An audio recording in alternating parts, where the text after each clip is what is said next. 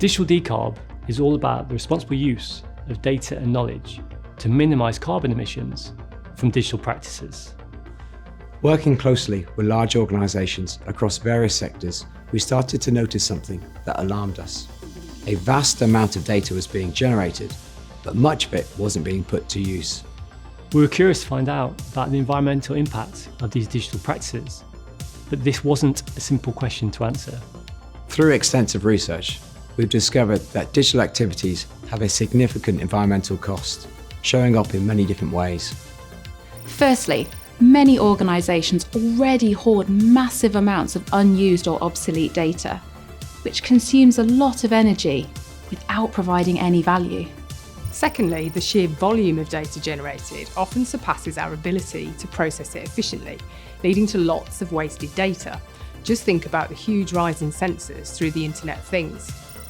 And thirdly, we're relying more and more on energy-hungry systems, such as AI technology. Our collective engagement with digital practices is demanding more and more energy resources, and we predict this will outstrip green energy supply. So that's why we developed Digital Decarb. We're aiming to serve two main purposes. Raising awareness about the environmental impact of digital practices and guiding stakeholders to adopt more sustainable approaches which can also be financially beneficial for them. We were surprised to find that many organisations hadn't considered the environmental implications of their digital activities. We had conversations with business executives from many different business functions around the concept of carbon neutral digital practices, and many misunderstood or overlooked the practice. As we aim for net zero emissions by 2050, organisations can no longer overlook their digital carbon footprint. Digital decarb has become a game changer for organisations to manage and reduce that footprint through smarter digital practices like reusing data and forecasting data-related carbon emissions.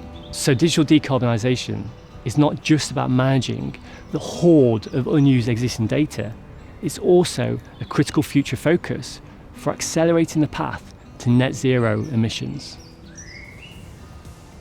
Going forward, we need to look at a number of factors, and we all need to play a part in this. On a geopolitical level, we need to ensure that digital infrastructure works for all. For example, we need to assess whether new types of digital divide are created from where the energy-hungry infrastructure is located. On an industry level, there needs to be agreed standards for the measurement of data-related CO2 so that we can help organisations to transform their own digital carbon footprints.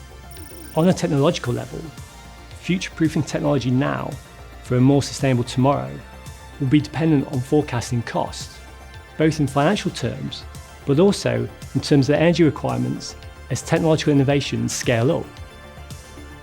Digital decarbonisation is a movement for organisations to optimise their technology and sustainability to produce a more efficient digital approach that will improve their bottom line.